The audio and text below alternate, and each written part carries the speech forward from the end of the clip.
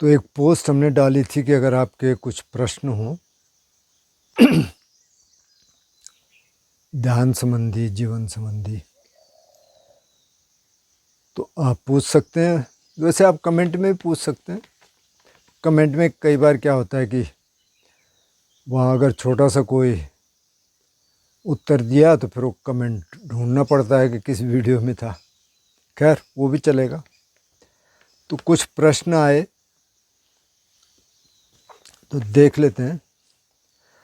तो प्रश्न है कि क्या कोई अरहत बिना सिद्धि के हो सकता है? यानी कि जनरली क्या है कि अरहंत है तो उसके पास रिद्धि सिद्धि आ जाती है, साइकिक पावर्स जिनको बोलते हैं। तो हाँ, बिल्कुल ऐसे बहुत सारे उदाहरण हैं।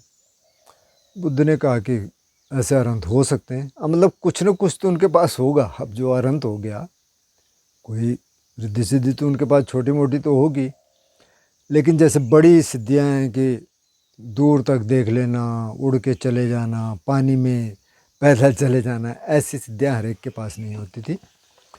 और एक छोटा सा उदाहरण है सारिपुत्र और मोगलाना का, जो उनके दोनों ही चीफ डिसाइपल थे, मतलब प्रमुख शिष्य थे।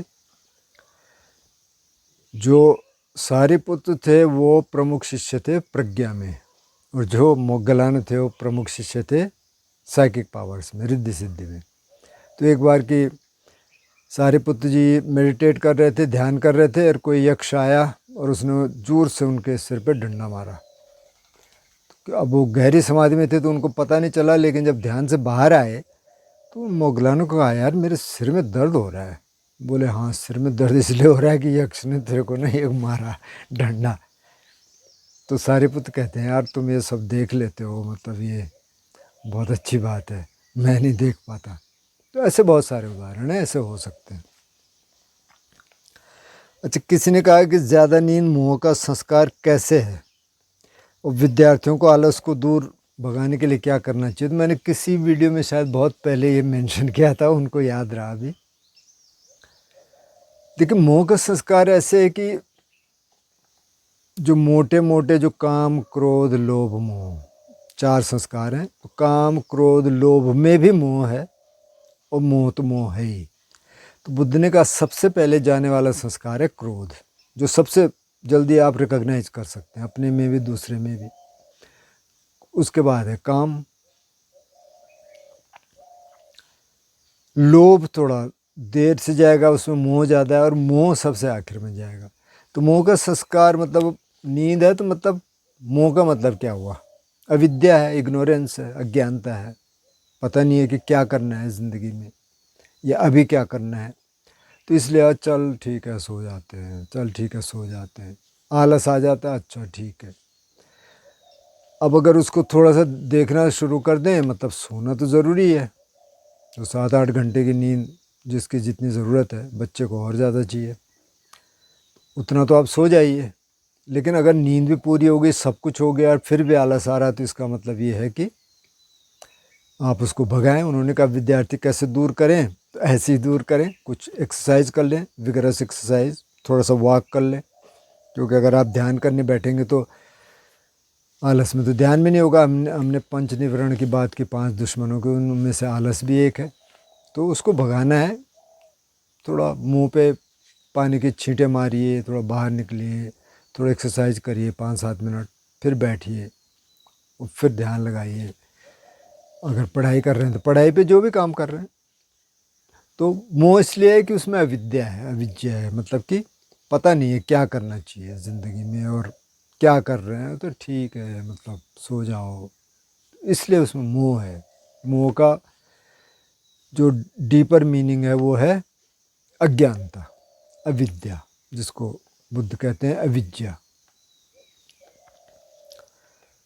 अच्छा, एक प्रश्न है कि 7 साल से वो अपने आज्ञा चक्र पे आसपास खिंचाव महसूस होता है, कुछ मूव करता है, बार बार वहीं ध्यान जाता है। तो शायद इससे कोई प्रॉब्लम हो रही होगी, इसीलिए बोल रहे होंगे, क्योंकि ऐसे नहीं लिखा कि उससे उनको कोई प्रॉब्लम हो रही है। तो देखिए, पहली बात तो ये है कि जो चक्र की जो फिलॉसफी है वो बुद्धिस्ट नहीं है। बुद्ध ने चक्र के बारे में कुछ नहीं कहा। ये बहुत बाद में जो योगिक वैदिक परंपरा है उसमें आया, पता नहीं किसने डाले। अब चक्र भी इस किसी परंपरा में 7 हैं, किसी में 7 से ज़्यादा हैं, किसी में तो हज़ारों चक्रों की बात की गई है। तो किसको माने किसको ना माने, लेकिन कुल मिला के पहले तो ये कंसेप्ट है चक्र का, इस चक्र पे होता है, उस चक्र पे होता है, उसको हटा दीजिए। अब आ गया चक्र, मतलब यहाँ की बात आप कर रहे हैं। तो यहाँ जनरली खिंचाव होता है, जब आप आनापान करने लग जाएं खिंचाव होता है, हमने एक वीडियो में जिक्र भी किया। तो आप बॉडी स्कैन कर लीजिए, आप यहाँ से शुरू करिए, नीचे आ जाइए, पूरी बॉडी में देख लीजिए। अगर आप सांस का करते हैं, यहाँ से खिंचाव होता है, पेट में सांस देख लीजिए। दूसरा तरीका ये, आपने सांस लिया, पेट थोड़ा बाहर आया, सांस छोड़ा, अंदर आया, तो यहाँ आप फोकस करना शुरू कर दीजिए। तो यहाँ कोई ऐसा चक्र है नहीं जो कि आपको दिक्कत करे। और कुछ देर आप और नीचे चले जाइए। आसन जो बैठे हैं, जहाँ भी आप कुर्सी पे बैठे हैं या कुशन पे बैठे हैं पालथी मार के, तो पूरी सीट पे जहाँ जहाँ छू रहा है उस पे आप अटेंशन ले जाइए। फिर भी अगर दिक्कत होती है तो पैर के तलुओं पे आप ध्यान ले जाइए। 2 मिनट, 4 मिनट, 5 मिनट वहाँ रखिए, तो धीरे धीरे उसमें बदलाव आना शुरू हो जाएगा। बताना बाद में अगर ये आप करें तो इससे क्या फ़र्क पड़ा। अच्छा, कोई कह रहे हैं कि क्या आज भी कोई अरहत हो सकता है या सोतापन बन सकता है, और बुद्ध ने सारा ज्ञान जो है बिहार और यूपी के आसपास क्यों दिया, पूरे भारत में क्यों नहीं गए, और क्या महावीर स्वामी भी अरहंत थे। तो महावीर स्वामी को अरहंत माना जाता है, तो कह सकते हैं कि वो अरहंत है। दूसरा ये है कि आज के ज़माने में भी हो सकते हैं, हमें नहीं मालूम। बुद्ध ने कहा जब तक उनकी शिक्षा प्योर रहेगी और जब तक लोग शील को पालन करने वाले रहेंगे, भिक्षु भिक्षुणियाँ भी और गृहस्थ भी। अब गृहस्थों के लिए तो 5 ही शील हैं, लेकिन भिक्षु भिक्षुणियों के बहुत सारे हैं। तो उनको कि जब तक मानते रहेंगे, प्रैक्टिस करते रहेंगे, तो अरहंत भी होंगे, सोतापन भी होंगे, सगदागामी अनागामी भी होंगे। तो शायद होंगे, लेकिन हमें नहीं मालूम। अब ये है कि बुद्ध ने पूरे भारत में क्यों नहीं गए। देखिए, अब उस समय कोई गाड़ियाँ तो थी नहीं। अब बुद्ध तो मतलब उस समय क्या मोड ऑफ ट्रांसपोर्टेशन क्या था, घोड़े रहे होंगे, घोड़ा गाड़ियाँ रही होंगी, बैलगाड़ियाँ रही होंगी, राजा महाराजा हाथी वगैरह भी थे, यही था। ज़्यादा तो लोग पैदल ही चलते थे। अब बुद्धिस्ट भिक्खु तो पैदल ही चलते थे, वो तो किसी गाड़ी का इस्तेमाल करते नहीं थे। तो वो जितना चल सकते थे उतना चलते थे। हालांकि वो सिर्फ यूपी बिहार तक सीमित नहीं थे, मतलब उधर नेपाल में तो आजकल लुम्बिनी तो नेपाल में ही है, वहाँ तक जाते थे, बंगाल तक भी गए होंगे, इधर गुजरात तक भी गए हैं, कुछ सूत्र हैं ऐसे। यहाँ कुरुक्षेत्र तक भी आए हरियाणा में, यहाँ उन्होंने सत्यपठान सूत्र का जो डिस्कोर्स दिया वो कुरुक्षेत्र में दिया, तो गए तो हैं। लेकिन अब उस समय एक तो पैदल चलना था, दूसरा ये था कि अब इस एरिया में चलते चलते, अब बनारस से लेके और गया तक और इतना आगे थोड़ा इस इलाके में, अब उनके बहुत सारे शिष्य थे, बहुत सारे राजा थे। उस समय तो शायद 16 जनपद, 16 राज्य थे उधर।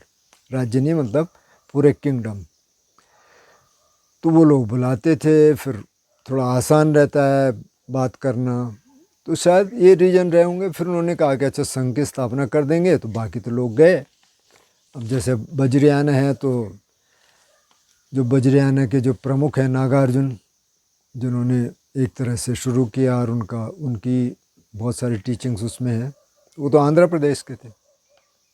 तो मतलब टीचिंग तो अभी अभी मैंने सुना है कि तमिलनाडु में कुछ आर्कियोलॉजी वालों ने कुछ खुदाई की, तो उसमें कुछ बुद्धिस्ट अवशेष मिले। तो शायद रहा होगा, लेकिन बाद में क्योंकि भारत से तो ख़त्म हो गया था बुद्धिज़्म, सब कुछ ख़त्म हो गया, तो इसलिए हमें पता भी नहीं है क्या था क्या नहीं था। पाकिस्तान, अफ़गानिस्तान सारा बुद्धिस्ट था, वहाँ तो अभी भी मिल जाते हैं। आपने सुना होगा सबसे बड़ा बुद्धिस्ट स्टेचू अफ़गानिस्तान में था, जो तालिबान ने तोड़ दिया था। हालांकि आजकल उन्होंने वो साइट खोल रखी है कि वहाँ टूरिस्ट जा सकते हैं। तो सभी जगह था, पर उस समय ये सारी चीज़ें रही होंगी कि उनके शिष्य उधर थे, संघ के मेंबर उधर थे, और लोग जाते होंगे। सोशलाइज होना पसंद नहीं। किसी ने कहा उनको एकांत पसंद है, क्या बाद में चल के उनको दिक्कत हो सकती है, क्या मुझे चेंज करना चाहिए? तो ऐसा हो सकता है, बहुत लोग नहीं चाहते ज़्यादा सोशलाइज होना, एकांत पसंद करते हैं। मैं भी खुद एकांत पसंद करता हूँ, लेकिन यार अब दुनिया में तो जाना पड़ेगा, है ना। दुनिया तो है, तो उसमें जाना पड़ेगा, लोगों से मिलना भी पड़ेगा। अब हमेशा तो आप एकांत में रह नहीं सकते, थोड़ा थोड़ा चेंज करना शुरू कर दीजिए। जब आप लोगों के बीच जाते हैं थोड़ा तैयार होके जाइए और उस तरह से बिहेव करिए। थोड़ा थोड़ा मुझे लगता है कि आपको चेंज होना चाहिए, नहीं तो बाद में हो सकती है दिक्कत। शायद अभी आप यंग होंगे इसीलिए कह रहे होंगे कि बाद में दिक्कत हो सकती है, क्योंकि आप कुछ ना कुछ तो काम करेंगे ना। नहीं भी करेंगे, माना आपके पास हो सकता है कि आपके माँ बाप ने पर्याप्त कमाया हो, आप सोचते हो कि इससे चल जाएगा काम, हो सकता है बहुतों का चल जाता है, लेकिन फिर भी आपको लोगों से तो मिलना पड़ेगा। तो मुझे लगता है कि थोड़ा चेंज करना ठीक है। अच्छा साहब, एक सवाल है कि आपका ब्रेन कैसे रिवायर हुआ, क्या बड़े बदलाव हुए, कितने टाइम पीरियड में ये सब हुआ? तो देखिए, ब्रेन रिवायर तो अब एक विपස්සना का कोर्स किया उसी से हो गया, लेकिन फिर मैं पुराने दोस्तों के साथ चला गया तो वहाँ फिर शुरू हो गया 2-3 महीने बाद, जो नशे वगैरह थे, तो फिर मैंने वो छोड़ा। तो देखिए, रिवायरिंग तो आपको बहुत जल्दी हो जाएगी। रिवायरिंग का मतलब ये है कि पाथवे, जो पुराने जो पैटर्न है वो थोड़ा चेंज होना शुरू हो चुके हैं, लेकिन ये फिर से आएंगे, बहुत सारे तो फिर से आएंगे। अब जो काम, क्रोध, लोभ, मोह का, तो ये आता रहेगा, जाता रहेगा। लेकिन बहुत सारे बदलाव आए। अब मैंने इस तरह का लाइफस्टाइल चुना, मैं अब गांव में आ गया, इधर मैं रहता हूँ हर्मिटेज में, तो ये बहुत बड़ा बदलाव है। अपने गांव में वापस आना, ये बहुत बड़ा बदलाव है। काम, क्रोध, लोभ, मोह कम हुए दिखता है। अब क्रोध आता है, मैं पहले बहुत क्रोधी आदमी था, अब बहुत कम हो गया।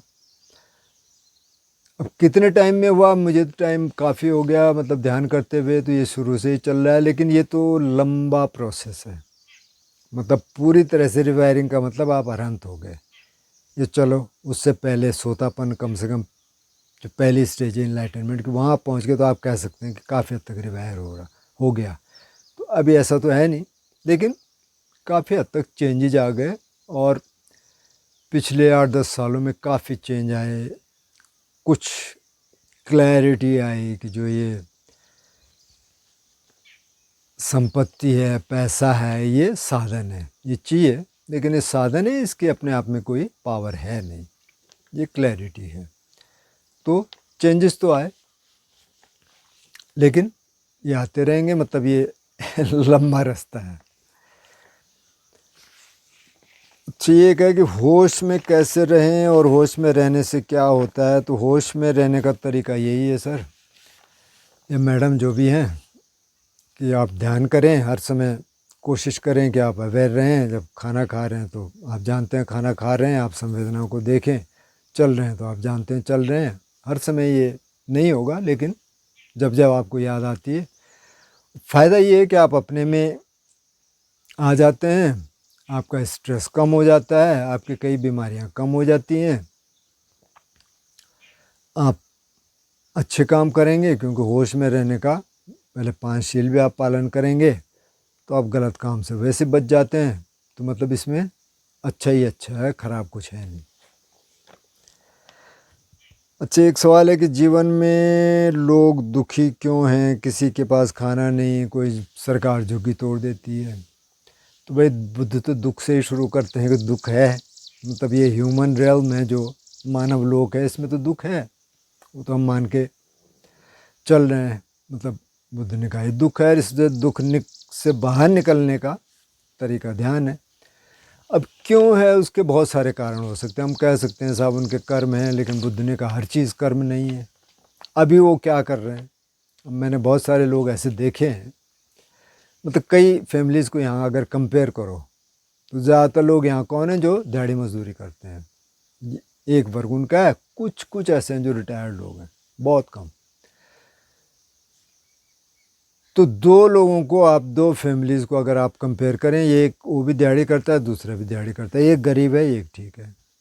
तो जब क्लोजली देखेंगे, जो जो गरीब है वो नशा कर रहा है, वो अपना पैसा सब उधर फूंक देता है और इधर फिर उसके पास कुछ रहता नहीं। तो उसके लिए लोग भी जिम्मेदार हैं कुछ कुछ। हमारी सरकार हर एक को, अब इतनी सोशल सिक्योरिटी तो यहाँ है नहीं जैसे यूरोप में है और जगह है, कि हर एक को कहें कि नहीं जी आपको कम से कम जो बेसिक आपकी नीड है उसको पूरा करने के लिए हम देंगे। तो ऐसा हमारे सरकार के पास है भी नहीं है, मतलब हम इतने अमीर तो हैं नहीं। तो वो भी है, लेकिन अब इसके बहुत सारे कारण हैं, पर उसमें कर्म भी एक है कि आप एक प्रारब्ध लेके पैदा होते हैं। बुद्धिस्ट व्यू ये है और वैदिक व्यू भी यही है, और उसके हिसाब से चलते हैं। लेकिन आप उसको चेंज कर सकते हैं, ऐसा नहीं है कि फिक्स हो गया कि ख़त्म, ऐसा नहीं है, बहुत चेंज हो जाते हैं। बहुत सारे उदाहरण हैं। अच्छा, एक ने पूछा है कि इससे हेल्थ, मतलब जो फिज़िकल हेल्थ है, जो बॉडी की हेल्थ है, मेडिटेशन से कैसे ठीक होगी। तो मेडिटेशन से ऐसे ठीक होगी कि पहले तो आपके जो है हैप्पी केमिकल्स, जो डोपामिन है, ऑक्सीटोसिन है, सेरोटोनिन है, गाबा है, बहुत सारे नाम है आजकल, वो बनने शुरू हो जाएंगे बॉडी में, उससे हेल्थ ठीक होगी। दूसरा, आपका स्ट्रेस लेवल कम हो गया, तो स्ट्रेस से रिलेटेड जितनी डिजीज़ हैं आजकल तो वो बहुत सारी हैं। हाइपरटेंशन है, हाई ब्लड प्रेशर है, हार्ट की प्रॉब्लम हो सकती है टेंशन से, अल्सर हो सकता है टेंशन से, बहुत सारी हैं। आप देखेंगे तो आप, बहुत लंबी लिस्ट है, वो कम हो जाएंगे। अब बुद्ध सिर्फ यही नहीं कहते कि आप थोड़ी देर सुबह थोड़ी देर शाम को बैठ जाएं कुशन पे, हो गया नहीं, पहले तो शील का पालन करेंगे। फिर वो कहते हैं उचित आहार विहार, मतलब कैसे लाइफस्टाइल होना चाहिए, ठीक खाना खाइए, ज़्यादा मत खाइए, कम भी मत खाइए। तो ये सब करेंगे तो वैसे ही हेल्थ पे प्रभाव पड़ेंगे। अब मैं ऐसे मास्टर्स को जानता हूँ कि जिन्होंने मेडिटेशन पे बहुत ज़्यादा जोर दिया और अपनी बॉडी पे नहीं दिया, तो उसके परिणाम गलत हुए। बाद में वो व्हील चेयर पर आ गए। एक तो 10 साल तक बेड रिडन रहे और कुछ नहीं, बोल भी नहीं पाते, स्पीच भी ख़त्म हो गई। बहुत बड़े मास्टर हैं, बहुत उनके चेले हैं आज, क्योंकि उन्होंने अब मतलब ठीक से सोए भी नहीं, ठीक से शायद अपनी बॉडी को आप मतलब ट्रीट नहीं किया। तो वो बॉडी को तो ट्रीट करना पड़ेगा। ये नहीं है कि मेडिटेशन से सब कुछ ठीक हो जाएगा। मेडिटेशन तो माइंड की मेडिसिन है, माइंड को ठीक रखने के लिए।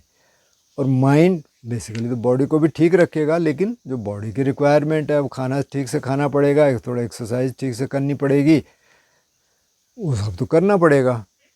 तो अगर वो करेंगे तो ये उसमें बहुत मदद कर सकता है। तो आज तो इतना ही है, और फिर कभी कोई पोस्ट डाल देंगे, उसमें प्रश्न होंगे तो वैसे आप कमेंट में तो पूछ ही लेते हैं, तो उस कमेंट में आप पूछते रहिएगा।